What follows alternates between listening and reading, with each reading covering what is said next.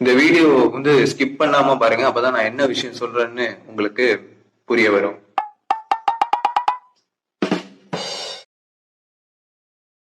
வந்திருக்கிற எல்லா யூடியூப் நண்பர்களுக்கு ஒரு வணக்கத்தை போட்டு, என்ன இந்த அருண் தம்பி இந்த மாதிரி கெட்ட போட்டு என்ன ஏதோ ஸ்கூல் சுரேஷ் அப்படின்னு ஒரு கதாபாத்திரத்தில் நடிக்க சொன்னாப்புல. அந்த ரோல் எடுத்து இப்போ பண்ணிட்டு இருக்கேன். இது சத்தியமாக எனக்கே தெரியும் இது பாக்கியராஜ் வாய்ஸ் மாதிரி இருக்குன்னு. இருந்தாலும் தம்பியோட வேண்டுதலுக்கு எனக்கு இப்போ ஸ்கூல் சுரேஷ் வாய்ஸ் எடுத்திருக்கேன். இந்த ஸ்கூல் சுரேஷ் வாய்ஸில் நான் பேச போகிற கண்டென்ட் பார்த்தீங்க அப்படின்னா, அதாவது ஐபிஎல் உலகக்கோப்பை அப்படின்னு ஒரு கிரிக்கெட் மேட்ச் நடக்கும் 4 வருஷத்துக்கு ஒரு தடவை. அந்த வருஷத்தில் லைவாக ஒரு மேட்ச் போயிட்டு இருந்திருக்கு. அதாவது இந்தியா ஜெயிக்குமா ஜெயிக்காதா அப்படின்னு எல்லாரும் பிபி ரைஸ் பண்ணி பார்த்துட்டு இருந்த மேட்ச்சில் ஒரு தம்பி சம்மந்தமே இல்லாமல் என் வீட்டை தாண்ட சொன்னேன் தாண்டினேன், என் ஸ்டேட்டை தாண்ட சொன்னேன் தாண்டினேன், என் வீட்டு கேட்டை தாண்ட சொன்னேன் தாண்டினேன்னு ஏதோ தாண்டதை பற்றி பேசிகிட்டு இருந்தார்.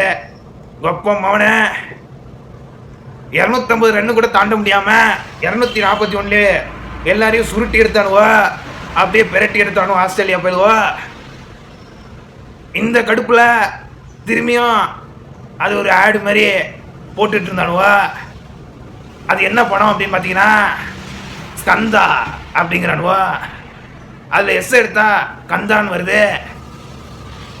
எம்பெருமான் முருகப்பெருமான் அப்படின்னு கிருபானந்த வாரியார் சொல்லுவார்.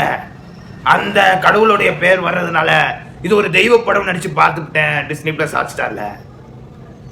இப்போ யாரோட குரல்னு உங்களுக்கு தெரியாது, அதனால தான் கெட்டப்பை வச்சு ஒரு மேட்சப் பண்ணி வச்சிருக்கிறேன்.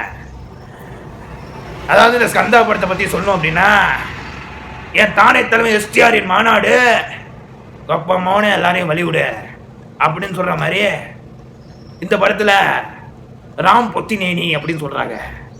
அதாவது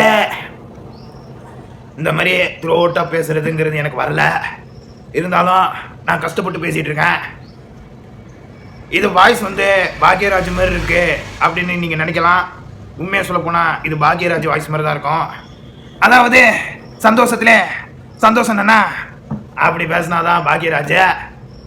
இந்த மாதிரி இழுத்தடிச்ச மாதிரி பேசுறது ஸ்கூல் சுரேஷ்.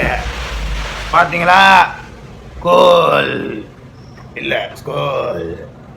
அதாவது இந்த ஸ்கந்தா திரைப்படத்தை யார் இயக்குனா அப்படின்னு பார்த்தீங்க அப்படின்னா பொய்யப்பட்டி சீனு. அதாவது இங்கே எப்படி பேரரசோ அங்கே அவர் தான். குங்குமம் ஓகே, நாளிதழில் கூட வந்துடும். அவருடைய முந்தைய படம் அகந்தா அப்படின்னு ஒரு படம். கப்ப மௌன மார்வல் உள்ள எல்லா கேரக்டரையும் நம்ம பாலையா வச்சே பண்ணியிருப்பாங்க.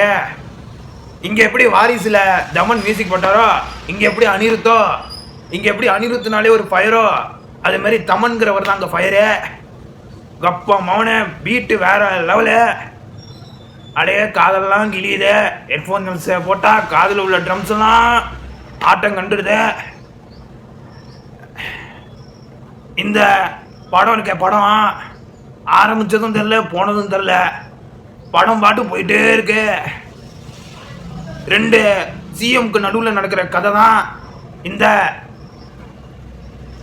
ஸ்கந்தா திரைப்படம் அப்படின்னு நினச்சா 2 சிஎம்மை வில்லனாக்கி ஒரு நல்ல இண்டஸ்ட்ரியலிஸ்ட், அதாவது இந்த எம்என்சின்னு சொல்கிறாங்களே கார்பரேட்டு, அந்த கம்பெனியில் நல்லவனாக இருக்கிற ஒருத்தரை உடைய உயிரை காப்பாற்றுறதுக்கு ஒருத்தருடைய டிக்னிட்டியை காப்பாற்றணும் அப்படிங்கிறதுக்காக ஹீரோ போராடுறாரு. இதுதான் கதை. இதில் கதைன்னு சொல்கிற அளவுக்கு பெருசாக இல்லைனாலும் திரைக்கதையில் கூட கொஞ்சம் ஏதோ பண்ணியிருக்காங்க. 4 இடத்துல சண்டை காட்சி வருது அப்படின்னு பார்த்தா படங்கொப்பமான 6 இடத்துல சண்டை காட்சி. எல்லாத்துலேயுமே ஹீரோ பறக்குறாங்க, ஹீரோ அடிக்கிறவங்கலாம் விழுவுறான், ஹீரோ மட்டும் அசராமல் இருக்காரு.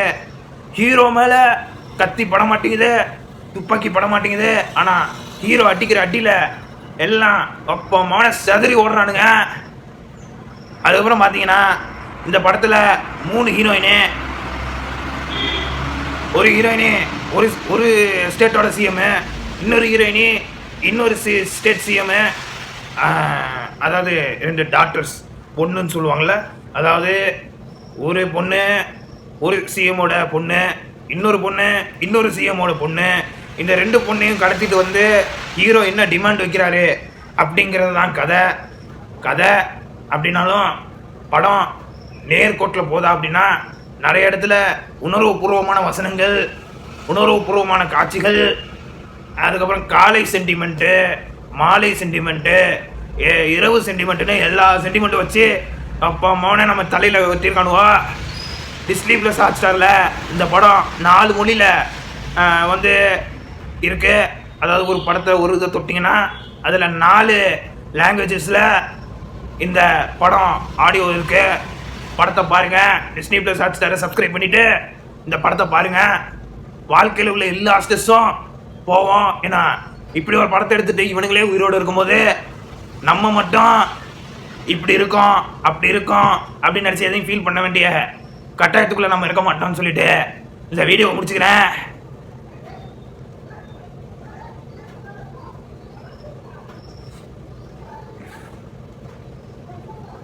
வணக்கம்.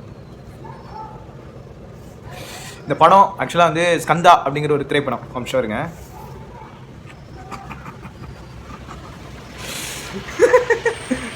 Cool Anna, not cool. அதாவது இந்த ஸ்கந்தா திரைப்படம் பார்த்தீங்க அப்படின்னா நல்ல ஒரு ஸ்க்ரீன் பிளே, நல்ல ஒரு ஒன்லைன் ஸ்டோரி தான். ஆனால் அது ஸ்க்ரீன் பிளே பண்ணுற விதத்தில் கொஞ்சம் அடி வாங்கிடுச்சு.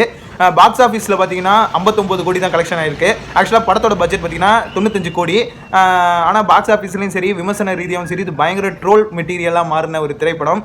ராம் புத்தினேனி அவர்கள் வந்து முந்தைய திரைப்படத்தில் தி வாரியர்ஸ் அப்படின்னு சொல்லி ஒரு படம் நடிச்சிருப்பாப்ல. அந்த படமும் கிட்டத்தட்ட அதே மாதிரி தான் நெகட்டிவ் ரிவ்யூஸோடு வந்துச்சு. நம்ம லிங்குசாமி அவர்களுடைய டைரக்ஷனில் வந்த திரைப்படம். இதில் வந்து ஒரே ஒரு சாங் மட்டும் ட்ரெண்டிங்கில் இருக்கும். இந்த கமான் பேபி லெட்ஸ் கோ அந்த டு புல்லெட்டு அப்படின்னு சொல்லி அந்த ஒரு பாட்டை வச்சு அந்த படத்தை வந்து ஓட்டியெல்லாம் நினச்சாங்க. பட் சோகன்னா அந்த படமும் ஃப்ளாப்பு. அதோடைய அடுத்த ஒரு அவதாரமாக எடுத்த ஸ்கந்தா திரைப்படத்தை வந்து பார்த்தீங்கன்னா பயங்கரமாக ட்ரோல் மெட்டீரியலாக மாதிரி இருக்குது. அதாவது பாலையா அவர்களுடைய ஆஸ்தான டைரக்டரான சீனு அவர்கள், அதாவது பொய்யப்பட்டி சீனு அவருடைய யூனிவர்ஸே வேறு மாதிரி இருக்கும். இங்கே எப்படி பேரரசோ அங்கே வந்து அவர் தான்.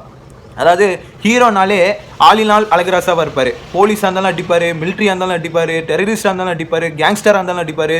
ஆனால் ஹீரோ மேலே யாருமே அடிக்க முடியாது, யாராலையும் வந்து ஹீரோ ஒன்றுமே பண்ண முடியாது. அப்படிப்பட்ட ஒரு மிகப்பெரிய ஒரு ஹீரோயிசத்தை தான் இந்த படத்தில் வந்து காட்டியிருக்காங்க. இதுக்கு முந்தின படத்துலையும் பார்த்திங்க அப்படின்னா அகந்தா அப்படிங்கிற ஒரு திரைப்படம் பார்த்திங்க அப்படின்னா அவெஞ்சர்ஸில் உள்ள எல்லா கேரக்டர்ஸையும், மார்வலில் இருக்கிற எல்லா கேரக்டர்ஸையும் ரிசம்பிள் பண்ணுற விதமாக இருக்கும். அந்த சாயல் இல்லாமல் இந்த படம் வந்து பக்கா கமர்ஷியலில் ஒரு படமாக வந்திருக்கு அப்படிங்கிறத வந்து இந்த இடத்துல நான் தெரிவிச்சுக்கிறேன். ஒரு புது அட்டெம்ப்ட் ஒன்று ட்ரை பண்ணேன். அதாவது ஒரு மூவி ரிவ்யூ அப்படின்னா ஓன் வாய்ஸில் எல்லோரும் பேசுவாங்க, ஓன் டெம்ப்ளேட்லேருந்து சில பேர் பேசுவாங்க. ஆனால் நம்ம ஃபர்ஸ்ட் டைம் இமிட்டேட் பண்ணுறோம். ஒரு ஆக்டர் இல்லை ஒரு செலிபிரிட்டி மாதிரி இமிட்டேட் பண்ணி நம்ம வந்து ரிவ்யூ பண்ணலாம் அப்படின்னு யோசித்தேன். அதோடைய முதற்கட்ட முயற்சி தான் இந்த ஸ்கூல் சுரேஷ் கேரக்டர். வீடியோ உங்களுக்கு பிடிச்சிருந்ததுன்னா லைக் பண்ணுங்கள், உங்கள் ஃப்ரெண்ட்ஸ் ஃபேமிலி மெம்பர்ஸ் எல்லாருக்குமே இதை ஷேர் பண்ணுங்கள். அண்ட் அருண் மனோஜ்குமார் சேனலை சப்ஸ்கிரைப் பண்ணிவிடுங்க. நன்றி.